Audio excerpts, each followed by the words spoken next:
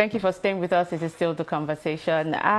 Water transportation is an integral part of Lagos' multimodal transport system, offering an efficient alternative to road travel. However, ensuring passenger safety on the waterways is a priority that cannot be overlooked. To discuss efforts of the state government in ensuring safety on Lagos Waterways, we are joined by the General Manager, Lagos State Waterways Authority, Oluwadamilola Emmanuel. You're welcome, sir. Thank you so much for having me here. Yeah.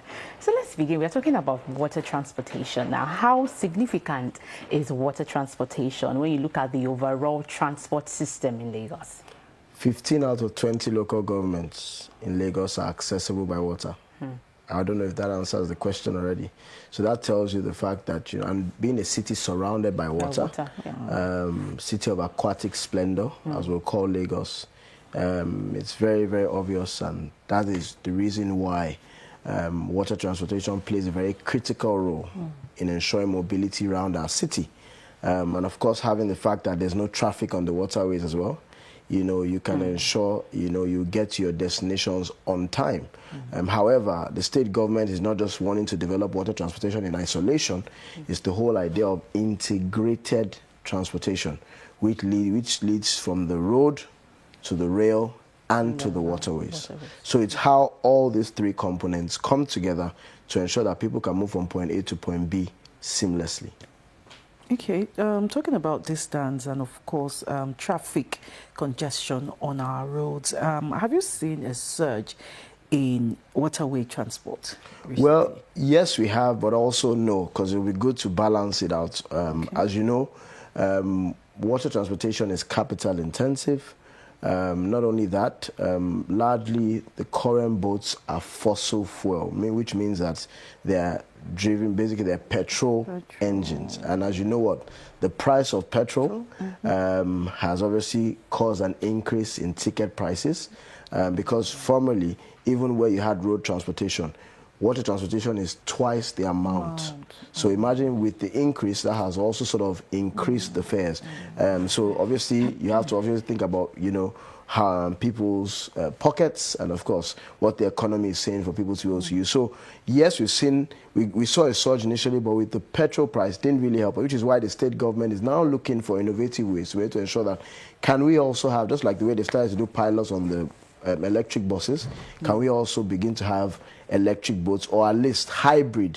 You have petrol and electric. Can so electric work on water? Absolutely, yes. Oh, okay. Electric boats can work on water, absolutely. As long as it's charged, you're good to go. So now that we are talking about safety on waterways, what are the major safety concerns on the Lagos waterways, and how are you addressing them? Well, like every mode of transportation, you're exposed to accidents, you're exposed to hazards on the waterways. But like I said to you, there's no traffic. So the fact that there's no traffic obviously tells you that for an accident to happen, then there has to be some kind of, we'll say, human element, because obviously if a boat is just going on its own, except something happens, except maybe the captain doesn't see an impediment or the captain decides not to be patient for another boat, so something has to happen. So what did we do? Because there was a clear vision to ensure that, because we knew that if you didn't improve safety, people were not going to be confident enough to use the waterways. We set out a very clear vision. This has been a 5-year vision of which we're even coming to the place of completion. And I dare say in the whole of Nigeria, Lagos is #1 in terms of safety of the water, which is why other states who have been having accidents have been coming to Lagos to say, can we learn from you? How are you doing it? So what did we do? The very first thing we did was obviously set out a plan, because if you don't plan, then you're going to fail. You know what I mean? So we then looked at the personnel. At that point in time, there were just 48 of them manning the entire waterways. Mr. Governor was gracious enough to approve for us to increase the personnel on the waterways to 108.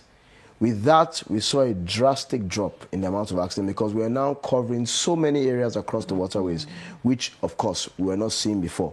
Following up to that, we then now ramped up our search and rescue units to be able to let people know that, look, if anything happens to you, there will be emergency team that will get to you. So we trained 2 teams of 10 each This involves divers, this involves patrol team, it also involved officers on the jet ski to also get there on time as well, and even deploying what we call a U-Safe, which is a very modern device where you can, it's a remote control device that in the case of any emergency, you deploy it from your location and it goes to rescue people live as well. Yes, it's called a U-Safe.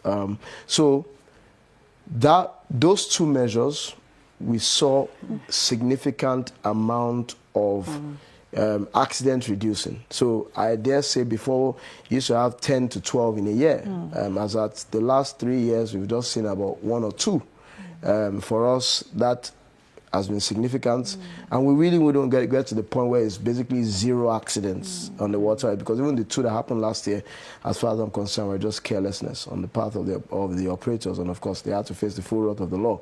But generally, we've seen that improvement, and of course, the use of technology, because we have the very first of its kind, a waterways monitoring and data management center right there in Falomo, where we can monitor real time everything going on our waterways. So in terms of security as well, because when we're talking about safety, yes, you have to. Security is also part of it. So how are you also ensuring that passengers feel secure while on the water? The good thing about it is that we are faced with safety.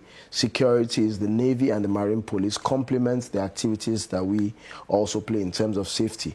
So it's good for, because you can't play safety and security all at the same time, because it will be a lot for any agency. So we partner with the Marine Police and the Navy, who generally provide security for the waterways generally. But of course, can that be improved upon? Most definitely. But with even the Waterways Monitoring and Data Management Center, it's very easy for us to spot all kinds of things and report straight to Marine Police or Navy, because then you can deploy resources, because if not, they would just be doing patrols around the waterways, which can be a waste of fuel and a waste of petrol, but now with the Waterways Monitoring and Data Management Center, you can give reports. Oh, we've noticed something here, we noticed some kind of movements here, we noticed this here, and every time there's been any kind of kidnap on the waterways, trust me, it has been a planned and of course orchestrated event, not that it's no longer safe. Okay, still talking about safety, security on our waterways.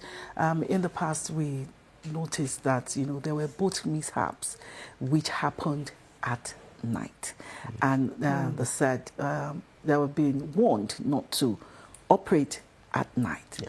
So will that be the stand forever, or can security or safety measures be put in place, for boats to move freely even at night?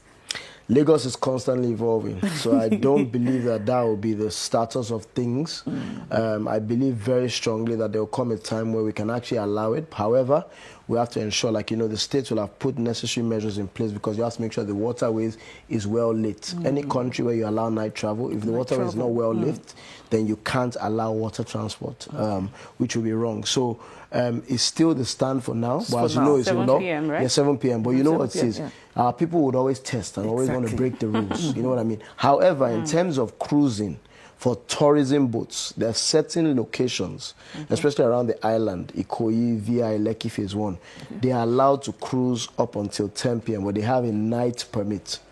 But they mustn't go outside of that jurisdiction. Well, they're not allowed to. And so I know a lot of them would do, but that's why I said, you break the rule, but you face the full wrath of the law, and you expose yourself to dangers. At that point in time, you'll be held responsible for whatever it is that you meet. Okay. I'd like you to take us through the core safety regulations of LASWA. Well, okay. The regulations. Yes. So the regulations, and so in driving this conversation, I would like to talk about the use of the life jacket. But that's the only one we hear about. But it's very important. It's very important. But that's the only one. So when we speak about that, it's very, very, very important, because for us it's the critical and most important thing. It all starts with that, because it's that one element you must ensure that as you get on the boat you have, and which is why even our water guards, the people who ensure that boats, you see them, you can see it on the screen as well, to ensure that they are wearing those life jackets. And of course, it all goes back to, regarding the regulations, goes back to our monitoring of the waterways as well, through patrol teams who go from point A to point B. Of course, ensuring that boats as well are well registered as well. Ensuring that, the captains, the personnel, the captains and the deckhands, have the required training as well, and certification that's required for them to be able to navigate. Yes, do we still have the informal sector largely dominating? Yes, which is why the state government is doing its best to formalize this process of the personnel on the waterways. So how do you ensure that passengers adhere to these safety measures that have been put in place? Well, you know, passengers, first of all, the passengers actually have a forum. In some of the locations, in some of the locations, they have a forum, which makes it easy for us to be able to, of course, engage and communicate with them. But what we've been over the years, what we've organized is safety sensitization campaigns where we take them to the jetties, and it's targeted really at the passengers, because we do a lot with the captains and the deckhands, but the passengers are very, very important to us. So we use that medium to as well address the passengers. And the good thing that they have a forum, so we're able to then, of course, speak to them through this forum. But we want to get to a point where even before every trip you make, there is a safety message, almost like on the airplane where they tell you the safety message. So that's where we're working towards getting to now. That every boat you get onto, you'll be able to ensure that they give you a safety talk before you embark, so that in case of any emergency, you know what you ought to do. So talking about emergency now, yes.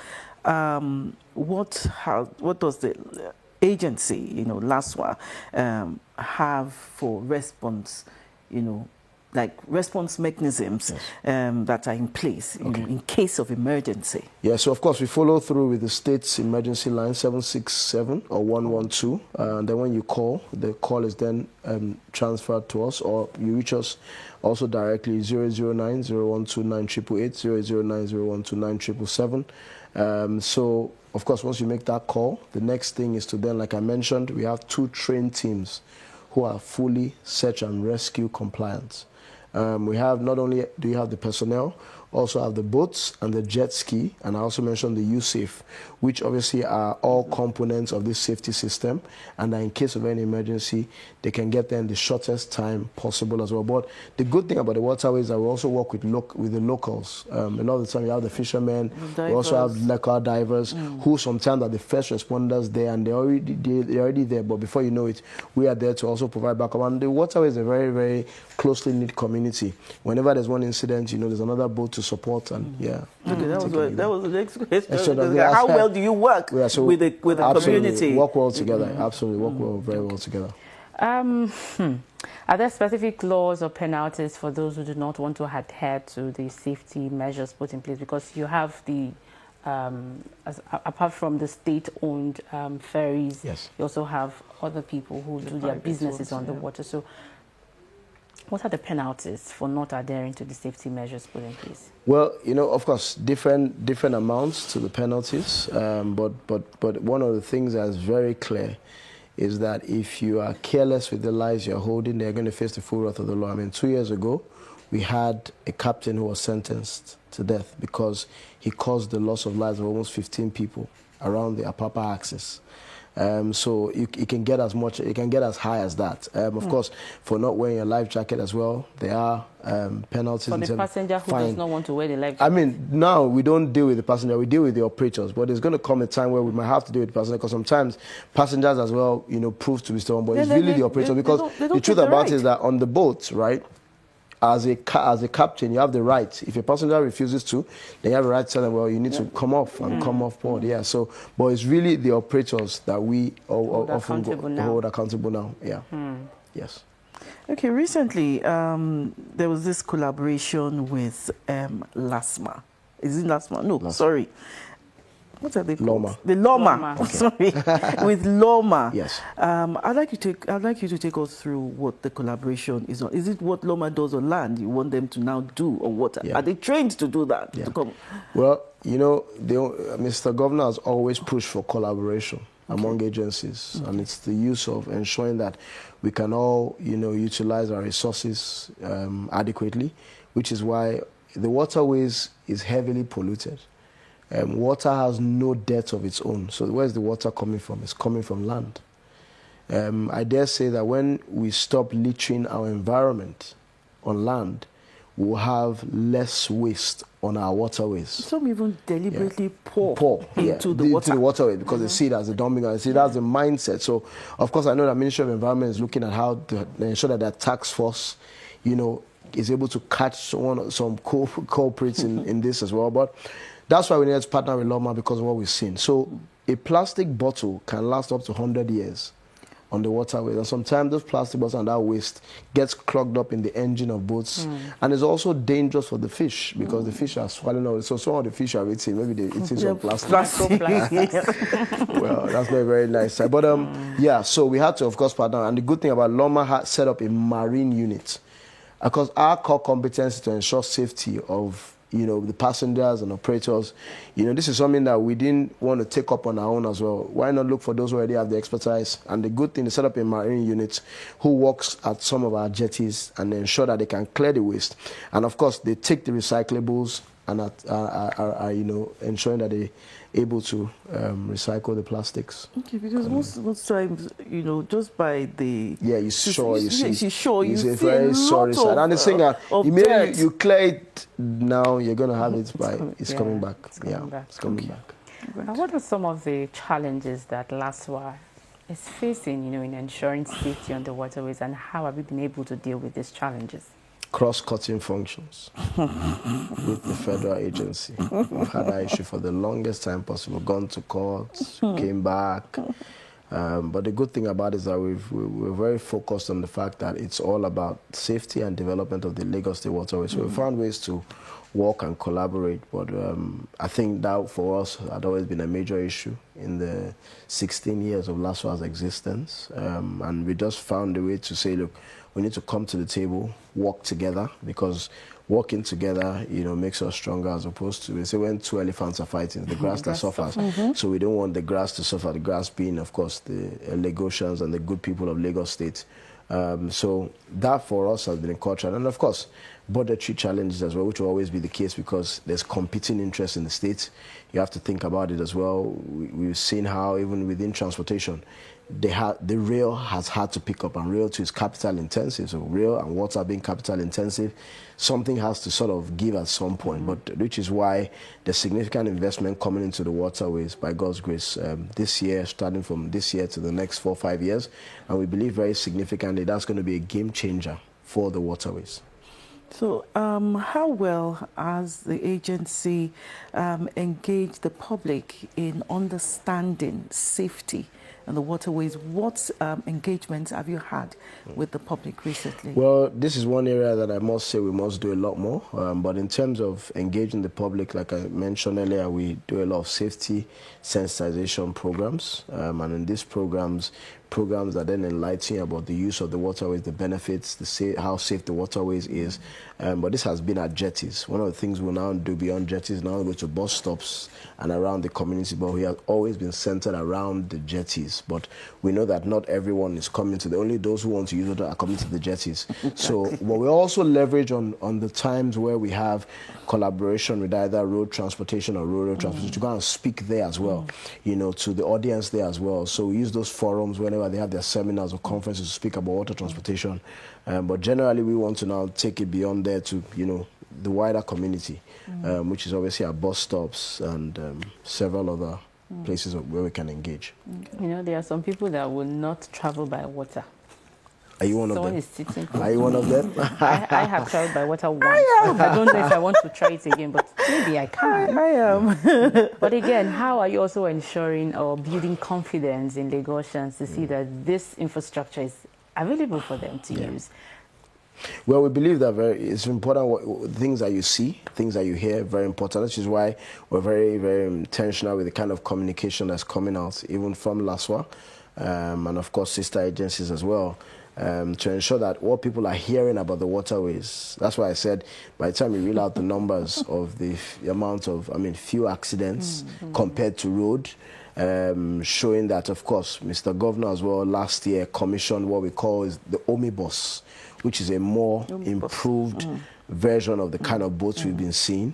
We had 15 of them now in operations, with another 10 to come between now and the end of the year as well. That's about 25 new boats. Of course, seeing those boats as well, you feel, I mean, even anybody that's not using water, we know that, okay, these are the kind of boats I'd love to enter, you know, and get to go on. So we believe very, very strongly, and that's why we've been very focused on what we're portraying in terms of the necessary infrastructure, and of course, showing all of the jetties, which the Ministry of Waterfront and Infrastructure Development has been working on for the state as well, to show them this as well. And of course, our command and control center to speak to it, the fact that, look, we can see real time everything that is going on, and most importantly, the life jacket awareness, very, very important, and letting people understand the usefulness and the importance of that life jacket. Okay, you spoke about the omnibus, and of course we know that Lagos State government is, you know, doing everything possible to ensure safety on our waterways. What other infrastructure improvements are being planned, you know, for safety on our waterways? You know, well, there's the dredging. Dredging just basically means creating a road. The way you make any road on land and the way you make the road motorable, the same thing you have to do for the waterways. People don't see water and say, ah, well, you can just go on it. No, you can't. Did you see my face? I was like, are they pointing? So there's a process of dredging. As you know, there's sand below the water, which means that the water might be shallow, but you need deep water for the boats, because the boats have a draft, and if it's not deep enough, those boats will not be able to move because the sand will stop it. So the dredging involves the process of removing sand, and that's the sand you even see that people they use for construction around town, because that sand is coming from the water. So they take out the sand, and then you now make the water much deeper. So this is something that must be done, and there's also something called... I was going to ask, how often is that done? It's something done, I mean, they do it every year. The Ministry of Waterfront and Infrastructure Development are in charge of that. They do that every year, but they prioritize routes. And the good thing about it is that once they do it, then they just have to, subsequent years, do what they call maintenance dredging. But if it's abandoned for too long, then they have to come back and channelize and dredge again, which shouldn't be the case, but yeah. But the state government has been actively doing this, which is why generally we're still able to move around most of our routes quite seamlessly. Okay. And the depth of the water is very good for us to be able to move people en masse. Okay, despite the dredging, are there areas inside that water that, you know, ferries cannot, you know, pass through, just like when we have like a big pothole on our road? And will there be any indication, you know, on this? Well, then, there are no potholes, but the modern boats now have what you call an echo sounder, or a device that lets you know the depths at different levels. The captains like to tell you they have local knowledge, but like I said to them, you can't just rely on local. Very true. No, seriously, they have this thing called local knowledge, and they sort of know the rules. But you know how to navigate. But you know, we don't rely on that. This is the age of technology. Exactly. Yeah, you must ensure that. Yeah, but definitely, where there's any kind of impediment, we usually go and mark it with what we call a buoy. A buoy is just like it's like this round thing that you see on the water with either red or green, which identify that there's a danger there. Don't go there as well. Yeah. So if there's any kind of impediment, we also able to call it. We mark it so that people can be aware that there's some kind of impediment there, and you can avoid it. Oh, okay. I have a question that just came in. That it says, asking you to speak on your relationship with the National Inland Waterway. I think we did that earlier. We're speaking about collaboration. Collaboration. Yeah, so I mean, we're collaborating with them. There have been issues, but we had to collaborate with them extensively, because they are federal government. You must respect, state must respect, and we must work together. However, you know, federal government knows as well, state government has resources, so we ensure that we collaborate, work together, and ensure that we give people, the Lagosians, what they want. We can't talk about waterways and not also delve into tourism. Absolutely. So, very important. Yeah. So how are we also ensuring that the waterways is safe, secure enough, you know, to boost the tourism sector of the economy? Well, you go for sure. I believe that the regatta showed that one, and Dirty December also showed that, because throughout Dirty December, Waterways was one of the places where a lot of people were moving. So that already shows you that it's safe, it's secure, and people are actually using it. However, can we organize things a lot better? Exactly. Can we have more events? And can we have more events? And most definitely, I think that even from the Easter period to other parts of the year as well, constantly on the weekend. In fact, from Friday to Sunday, you constantly have a large entourage of people who are going to the beach houses, Ilashe, Ibeshe, Ikare. They're all going there constantly. So it's already it's already going well, and which is why we now want to ensure that the next stage, of course, will now be to have waterways tours where you can take a boat and it takes you around the different parts of the boat. I know that a lot of private operators are also looking at that opportunity, and I know that Ministry of Tourism, alongside ourselves, what we do is just create an enabling environment for Ministry of Tourism to drive this, right? And then they can use our facilities, and then the private operators pick people and can take them to different destinations by the waterways. So if someone wants to embark on like a boat cruise, yes, are they supposed to come to you? They come to they go to the private operators. Private operators offer this. So not only they move people in terms of you want to go and do your business, but they also move people on the weekends for any kind of tourism activities you want to engage in. So they currently do that right now. Okay, for those who have, you know, I want us to go back to those who have a phobia, who have phobia for water, and you know they are already on the water. Is there anything you can do if there's some form of emergency? Because I know we've talked about emergency before you go. Yes. Safety measures before. Yes. What if something just happens, you know, like the person faints or starts to throw up? You know, is there that right emergency that can help this person?